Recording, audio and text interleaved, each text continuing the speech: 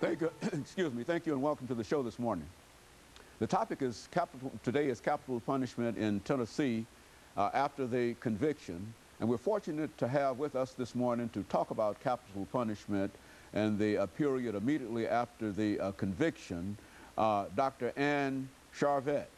Dr. ACharvat is a sociologist as well as a death penalty advocate, as well as the person who is concerned with pardons in the state of Tennessee. And of course, Dr. ACharvat, let me not only welcome you, but also to have you to give us some information about your background, your education, and in the meantime, you might be able to sort of straighten up some of the information that we gave in reference to your official kind of situation, how you see yourself in terms of dealing with capital punishment in Tennessee. That should be a part of your background kind of statement, and then we'll start talking about capital punishment after the conviction.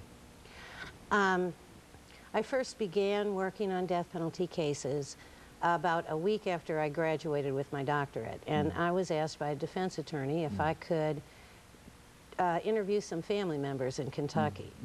And that was the first case I worked on, and for many, many years was described and defined as a mitigation specialist. Had never heard of that prior to becoming one, but our statute, and the statute of most death penalty, in most death penalty states, identifies that if you are seeking a death penalty, the jury should be entitled to weigh the mitigating factors against the aggravating factors. So the state would present the aggravating factors, and the defense attorneys present the mitigating factors. And so early on, I had completed my degree about a week prior to starting this work. And I had studied family violence within the context of prevention and deterrence. And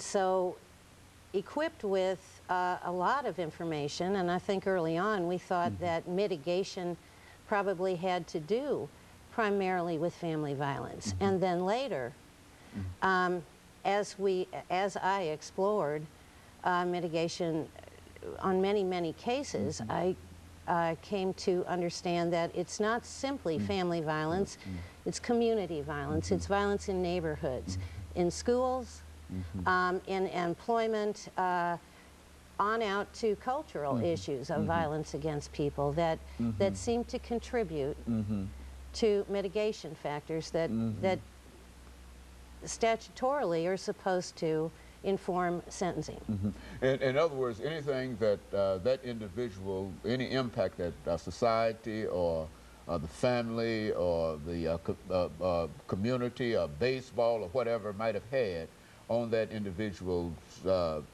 crime, that would be a factor that could be used in terms of dealing with mitigation. Is that what we're saying? Well, and should be, so that we could understand the crime within the context that it occurred. There was a lot of difficulty early on in the cases that I worked in with pretty much being able to translate between attorney and client, and more importantly, I think, between family members who were victims of crime that were not identified and not served.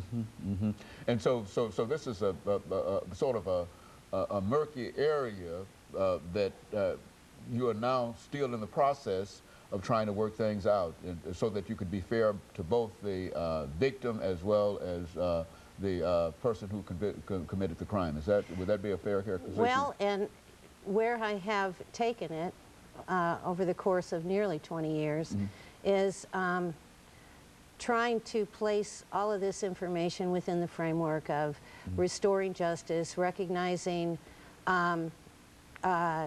the defendants and the victims, and primarily the family members of both, and seeking to answer the question. The question that I keep asking is, can a debt to society be paid? So much of my early work was with capital cases and with murders, and the product of the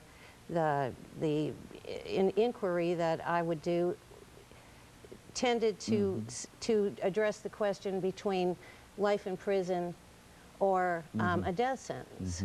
And what I had hoped over the years is to try to develop the same kind of science to the question of life in prison versus a potential release. And so there, instead of hoping to keep an individual incarcerated forever, that there might be a possibility, even in a death case, that that individual might be eventually released from incarceration. Is that what we're saying? And of course, we're nearing our first commercial break, Dr. Charvat, and after we come back, we'll give you an opportunity to continue and perhaps elaborate on some of the things that you're saying. And we'll be back with our audience following this very, very short commercial break.